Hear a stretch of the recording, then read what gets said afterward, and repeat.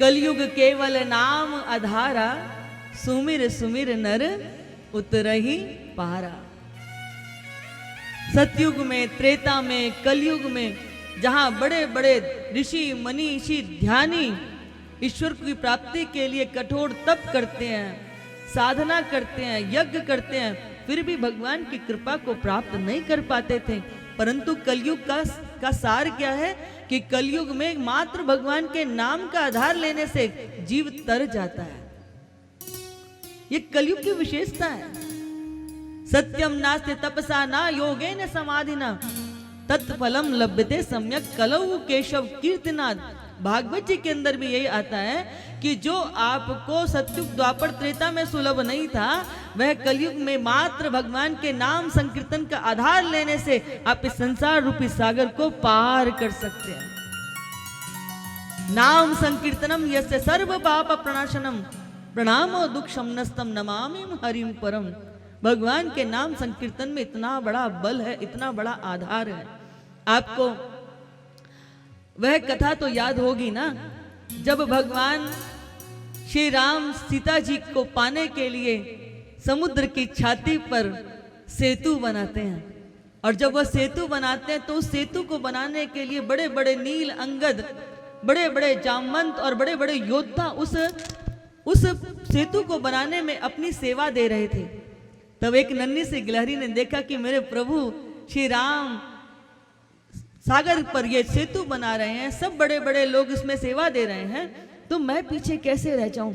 और वह नन्ही सी गिलहरी भी भगवान के उस कार्य में करने के लिए तत्पर होती हैं।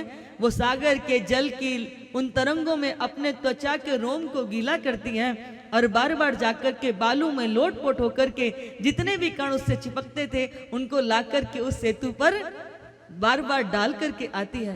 प्रभु राम की दृष्टि उस नन्ही सी गिलहरी पर पड़ गई।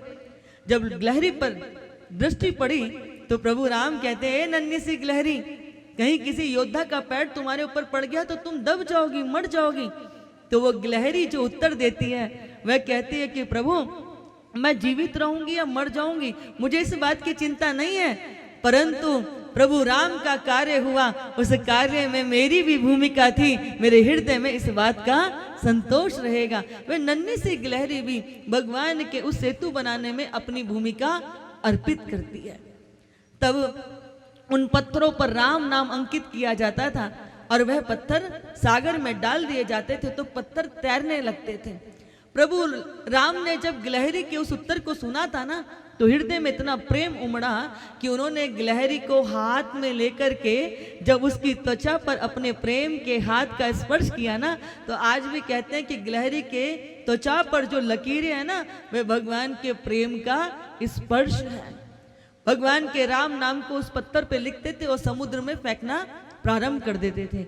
जैसे ही पत्थर पर राम नाम लिखते थे वह पत्थर सागर की छाती पर तैरने लग जाता था। जब राम जी को लगा कि नन्ही सी गिलहरी से लेकर बड़े बड़े सारे योद्धा दिन रात मेरे इस कार्य में लगे हुए हैं, तो राम जी को लगा कि चलो ये दिन में तो मुझे कुछ करने नहीं देते, संध्या की बेला में अकेले जब वो सागर के किनारे घूम रहे थे तो उनके मन में आया कि चलो थोड़े पत्थर मैं भी सागर में डाल दूं। तो उन्होंने क्या किया, एक पत्थर उठाया और सागर में छोड़ दिया।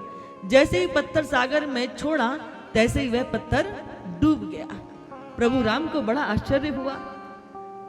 उन्होंने दूसरा पत्थर उठा करके देखा, उसको डाला तो वह भी डूब गया। फिर तीसरा उठाया, आश्चर्य की सीमा ना रही, मेरा नाम अंकित पत्थर सागर में तैर रहा है और मैं स्वयं सूर्यवंशी राम जब उस पत्थर को सागर में डालता हूं तो वह डूब जाता है। एक बार और प्रयास करने लगे और इधर उधर मुड़ करके देखने लगे कि कहीं कोई देख तो नहीं रहा, कैसा लगेगा कि मेरे नाम से तैर रहा है और मैं जिसको डाल रहा हूं वो डूब रहा है। तीसरा पत्थर जैसे डालने लगे तो वैसे ही वो भी डूब गया। इधर उधर मुड़ करके देखने लगे, किसी ने देखा तो नहीं, तो क्या देखते, पीछे हनुमंत लाल बैठे हुए थे। प्रभु ने कहा, हनुमान तुम कब से? बोले सच बताऊं प्रभु, तो जब पहला डूबा ना मैं तभी से हूं। देखो ना हनुमान, जिन पाषाणों पर मेरा नाम लिखा जाता है वह पाषाण इस सागर की छाती पर तैरने लगते हैं, पर मैंने जब स्वयं छोड़ा तो वे डूब गए। तो हनुमान जी कहते हैं कि प्रभु इसमें भी कोई सोचने वाली बात है।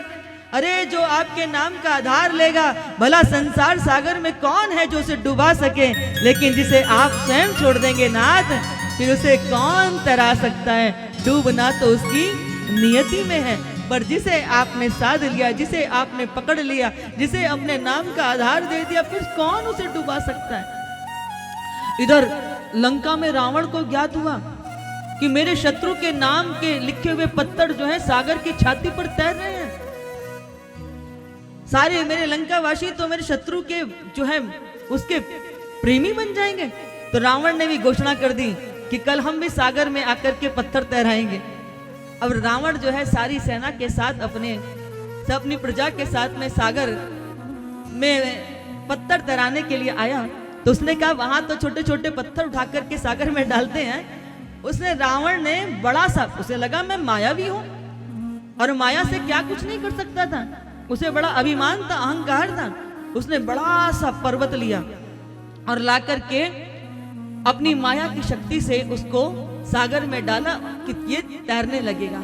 लेकिन हुआ क्या, वह सागर में डूबने लगा। जैसे जैसे वह पत्थर उस सागर में डूबने लगा, रावण की हृदय की धड़कनें बढ़ने लगी। उसको लगा आज तो मेरी इज्जत की मटिया अमलेट हो जाएगी, ये डूब गया भीतर। अब तो रावण इधर उधर देख रहा है, सांस पे सांस चढ़ने लगी, हृदय धक धक करने लगा। अब उसे कुछ सूझ नहीं रहा, तो उसने आंखें बंद करी और आंखें बंद करने के बाद में उसने अंदर कुछ भजा कि वह डूबता हुआ पाषाण बाहर निकल करके सागर के छाती पर तैरने लगा। अब तो सब महाराज जो है रावण की जय जयकार करने लगे। लेकिन मंदोदरी ये सब कुछ देख रही थी, रावण की बेचैनी को भी देख रही थी।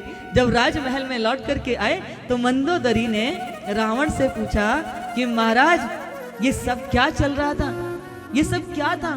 और रावण आकर के अपने कक्ष के अंदर जैसे वो होता है निस्तेज होकर के बिस्तर पे पड़ जाना, ऐसे पड़ा हुआ था। मंदोदरी ने जब बहुत बार पूछा तो रावण कहता है मंदोदरी आज तो मेरी इज्जत पानी में मिल गई होती। तो बोले फिर प्रभु वो पत्थर कैसे तैरा। बोले बस मैंने उस पत्थर को कह दिया तुझे राम की सौगंध है अगर तू नहीं तैरा तो। बोले बस प्रभु राम के उस नाम ने इस पत्थर को तैरा दिया, इसीलिए मैं आज बच गया। तो बंधुओं कलयुग में भगवान से भी बड़ा भगवान का नाम है। कलयुग केवल नाम आधारा, सुमिर सुमिर नर उतरई पारा। और बंधुओं भगवान के नाम का इतना महत्व है कि भाए कुभाए अनक आलसऊ, नाम जपत मंगल दिसी दसऊ। भगवान के नाम को आप क्रोध से, प्रेम से, करुणा से, कृतज्ञता से, शत्रुता से, मैत्री भाव से कैसे भी ले लीजिए, भगवान का नाम मंगलमय ही होता है, मंगल करने वाला ही होता है, कल्याण करने वाला ही होता है। कभी आपने किसान को देखा है?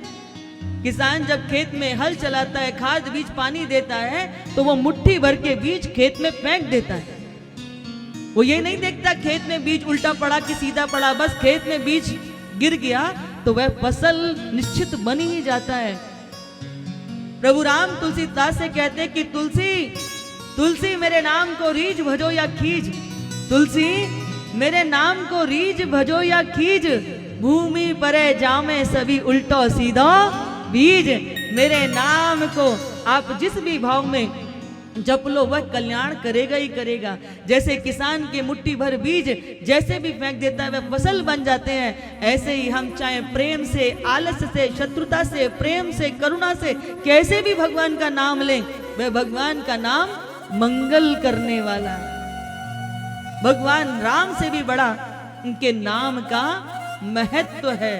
और इसीलिए कली काल में जो भी जीव अपने अधरों पर भगवान के नाम का आधार लेता है वह इस संसार रूपी सागर को पार करने की सामर्थ्य को प्राप्त कर लेता है। जीवन में नाम की बहुत बड़ी महिमा है। और तो और कहां तक कहा जाए, ध्रुव प्रहलाद अजामिल तक भगवान के नाम का आधार लेकर के ही तरे। जब हमारे जीवन में भगवान के नाम का आधार आता है तो हमारा जीवन कैसा हो जाता है, सरस हो जाता है।